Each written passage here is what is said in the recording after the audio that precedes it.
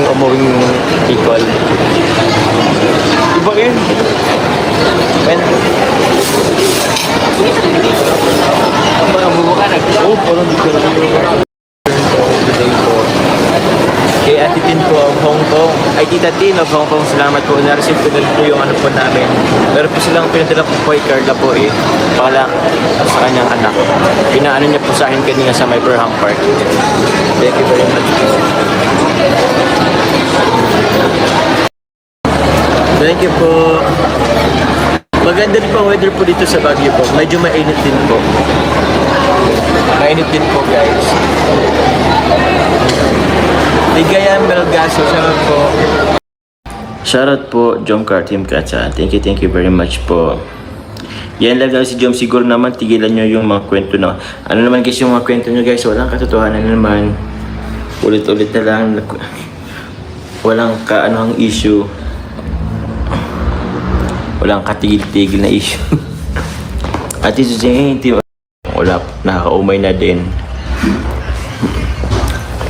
Yan po. Oh guys, tagal na yan. Matagal na ang issue na yan po. Oo. Hindi pa rin mamatay-matay. Ewan ko kung bakit. Walang kamatayang issue. Yes, Tita Glo lang yan yung mga issue na yan.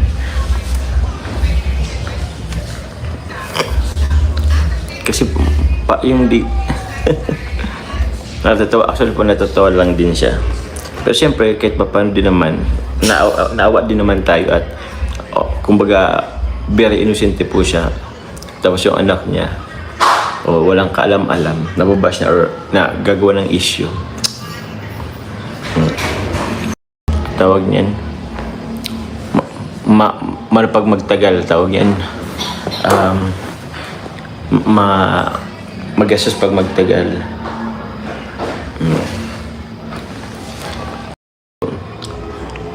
Ate Ale, may pa-strawberry tayo guys.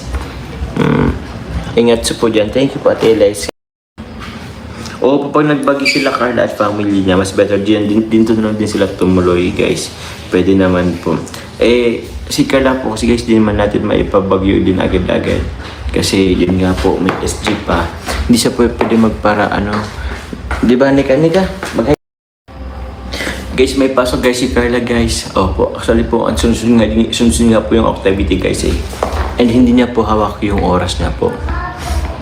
Ako po kahit papano, na-adjust po natin yung oras natin. Pero yung kay Carla po kasi nag-school po siya. Yun po. Actually guys, ang dami ko rin gagawin po eh. Pero syempre naglaan tayo ng konting araw o oras po sa family. Naglambing guys. Naglambing din. Ayan na. Naglambing ang mama. Di ba? And mga kapatid na din. Hindi pa naman kasi guys dito nakapabagyo guys eh. Never pa. Actually parang di naman na po parang hindi wala lang. Parang naging dream lang naman siya dati, naging come true, di ba? Dreams to come true. Yun. Lucky's mom, manag na po ang lahat.